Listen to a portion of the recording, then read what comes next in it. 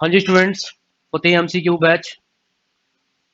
Dear students, तो PSPCL का paper जैसा कि मैंने आपको बताया था, हम पीएसपीसीएल जो स्टूडेंट्स अभी टारगेट कर रहे हैं अपना पीएसपीसीएल एग्जाम, जेई के लिए खासकर।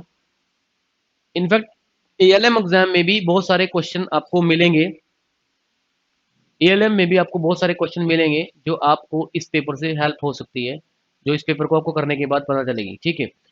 सो इनफैक्ट डियर स्टूडेंट्स, ये पीएसपीसीएल का पेपर, मैं पीएसपीसीएल के स्पेसिफिक तो मेरा रहेगा ही रहेगा।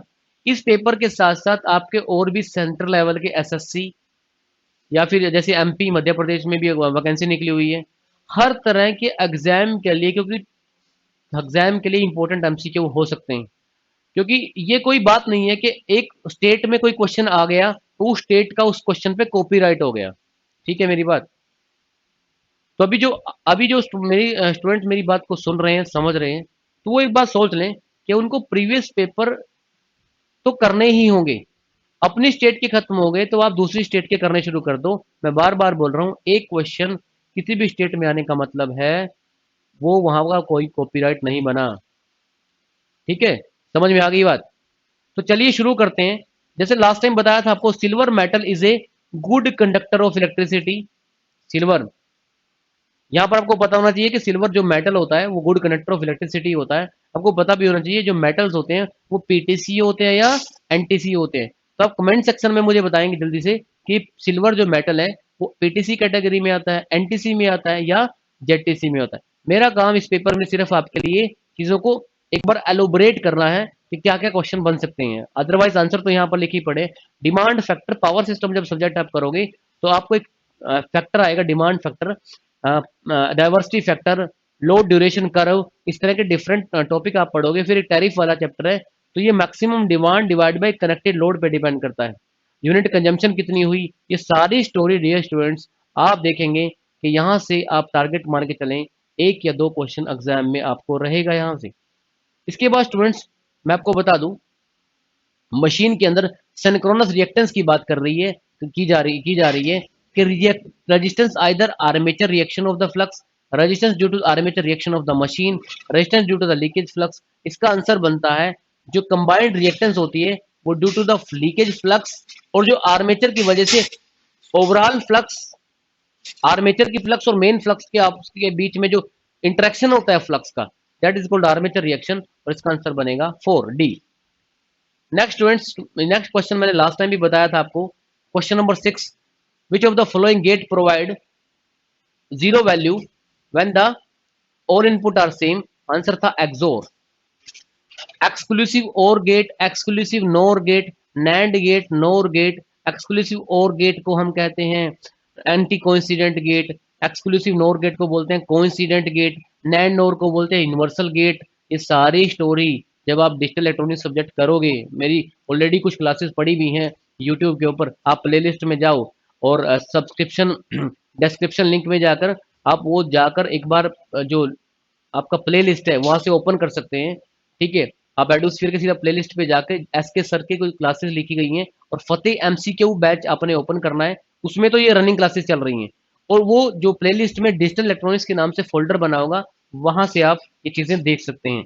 जितना मेरे से हो सकता है और जितना मैं अभी कर रहा हूँ आप लोगों के लिए, उतना कंटेंट डिलीवर हो चुका है और अभी मैं और भी इनिशिएटिव लाऊंगा आपके लिए। तो भी पेशेंस रखिए और मुझे कमेंट सेक्शन में जवाब देते रहिए कि कितना इंप्रूवमेंट आपने किया है।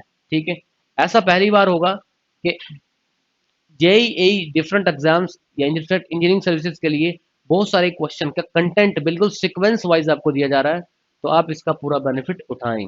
ठीक है, चलिए,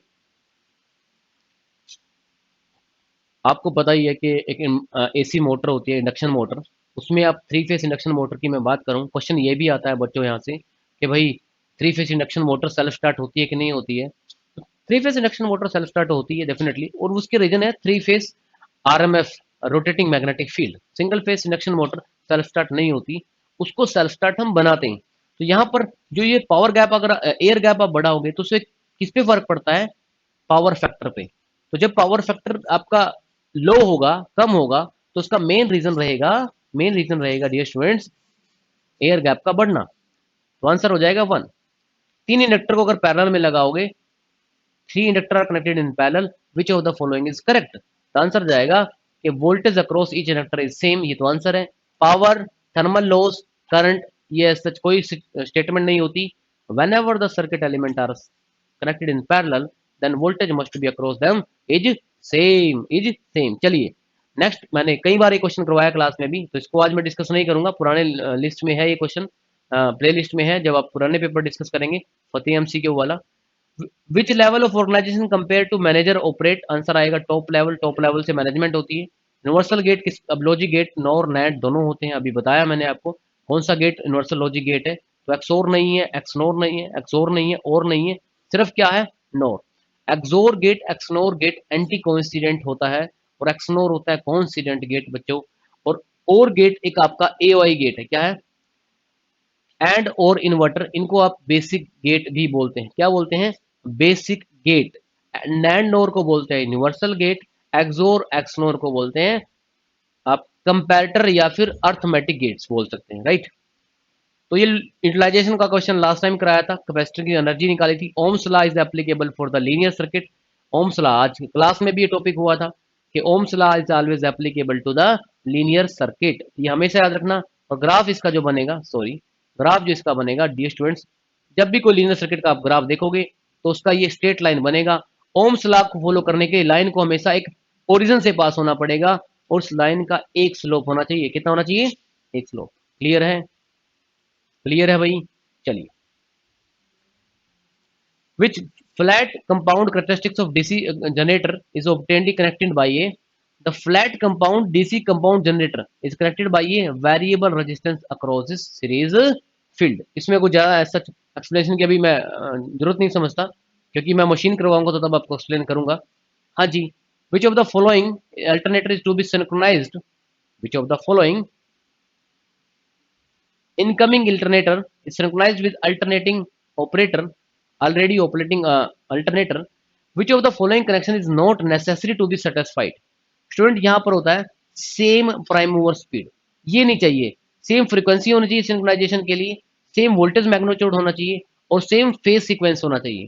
फ्रीक्वेंसी, वोल्टेज और सीक्वेंस, फेज सीक्वेंस सेम हो, वोल्टेज सेम हो, फ्रीक्वेंसी सेम हो, ये एक मैंडेटरी कंडीशन है किसके लिए, सिंक्रोनाइजेशन के लिए। क्लियर है, चलिए वेरी गुड। डिजिटल इलेक्ट्रॉनिक्स का एक क्वेश्चन करवा चुका हूँ, 17 करवा चुका हूँ, 18 करवा चुका हूँ, 19 बताया था कई बार, 20 बता चुका हूँ, ठीक है, 21 बता चुका हूँ, 22 बता चुका हूँ, 23 बता चुका हूँ, ठीक है, 24। Which instrument is use to measure the surge voltage in transmission line. Dear students, इसके लिए ग्राफ होता है, आपका इंस्ट्रूमेंट होता है कलेडोनोग्राफ, राइट। तो आई थिंक स्टूडेंट्स मैं आज की क्लास में आपको ऑलमोस्ट 24-25 क्वेश्चन करवा चुका हूँ, ये भी लास्ट टाइम करवाया था मैंने आपको कि RMS value, the instrument use to determine the RMS value of AC voltage, इसका 11 केवी के आसपास रहता है वोल्टेज स्ट्रेंथ। तो उसके लिए इंस्ट्रूमेंट होता है आपका electrostatic instrument, is very useful that type of instrument. 25 question आज कर लिए, 26 के बाद मैं कल की क्लास में कराऊंगा। कल आपके नेक्स्ट टाइम इस पेपर में जो भी डाउट रह गए वो मैं डाउट डिस्कस करूंगा आप लोगों के साथ, ठीक है। और अगर आपको ये क्वेश्चन समझ में आ रहे हैं, चीजें समझ में आ रही हैं, ठीक है, तो आप डिस्क्रिप्शन लिंक में जाकर, पहली बात तो वीडियो को शेयर, लाइक, सब्सक्राइब, ये तो आपका काम बनता ही है, ये मॉरल ड्यूटी है आपकी। जब आप वीडियो देखने आ गए हो और सिलेक्शन लेनी है तो आपने लाइक, सब्सक्राइब, शेयर तो करना ही है भाई। दूसरा काम, अगर आप सीरियसली इंटरेस्टेड हो तो आप यहाँ पर कमेंट सेक्शन बॉक्स में जाइए और एटलीस्ट मुझे कमेंट सेक्शन बॉक्स में जाइए, कमेंट बॉक्स में जाइए और एटलीस्ट मुझे हाय एसके सर का मैसेज टाइप करके, हाय एसके सर टाइप करके, आपकी जो सब्जेक्ट टारगेटेड है, जॉब टारगेटेड है, स्टेट टारगेटेड है, आपकी पीएसपीसीएल क्रैक करना चाहते हो, ठीक है, कौन सी स्टेट का, मतलब इनफैक्ट आप पंजाब लिख दें तो पंजाब कोई दिक्कत नहीं है, पीएसपीसीएल पंजाब के लिए होता है। एमपी स्टेट के आप स्टूडेंट्स हैं, पंजाब स्टेट के या फिर यूपी से आप स्टूडेंट्स हैं, यूपी पीसीएल के स्टूडेंट्स हैं, हरियाणा से हैं, एचआर से हैं, एचएसएससी का कोई एग्जाम हो रहा है, Student, this video is very very helpful to not only for the Punjab, Himachal, Haryana, all over India, railway वगैरह के जो भी एग्जाम रहेंगे, इस फतेह एमसीक्यू बैच सीरीज में आपके सारे डाउट क्लियर हो जाने हैं। और एमसीक्यू का तो आपको पता ही है कि जिस दिन पेपर में जाना है आपको एमसीक्यू फेस करने हैं। इस सीरीज में मैं अभी मेजरमेंट के मशीन के कुछ और क्वेश्चन ऐड ऑन करने वाला हूं, तो आप लाइक सब्सक्राइब जो भी आपको कहा गया है, वो एक मेरी जो सजेशन है आप लोगों से, तो वो आप एक बार मान लीजिए। आज क्लास में इतना ही। एक बार जरूर बात करूंगा, 1 मिनट और लूंगा आप लोगों का, कि पैटर्न समझें एग्जाम का। अगर पैटर्न समझ में आ गया तो दुनिया की कोई भी ऐसी चीज नहीं है जो आपको एग्जाम क्लियर करने से रोक दे। पैटर्न में क्या आता है, आप उसका सिलेबस देख रहे हैं, आप उसका टाइप ऑफ क्वेश्चन देख रहे हैं, आप उसका कितने उसमें कट ऑफ गई है। और अगर आपने पैटर्न समझ लिया तो छोड़िए पढ़ाई, पढ़ाई के अलावा भी दुनिया दुनिया में कोई भी काम ऐसा होगा जिसमें आप सक्सेसफुल नहीं हो सकते। पढ़ाई में भी आपने पैटर्न फॉलो करना है, तो मैं ये नहीं कह रहा हूँ कि पढ़ाई छोड़ दें, पैटर्न फॉलो करना है और सिलेक्शन लेनी है। ठीक है, चलिए मिलते हैं नेक्स्ट टाइम। आज इतना ही भाई, फिर भी योर सजेशंस होंगे, यू आर वेलकम। अगर आपको जो भी सजेशन होंगे उनको वेलकम मैं करता हूँ, और जो भी जितना हो सके उनके आपके कमेंट्स का मैं जवाब दूंगा timely. Right, my self is S के, and right now I'm sign out from here. Thank you very much.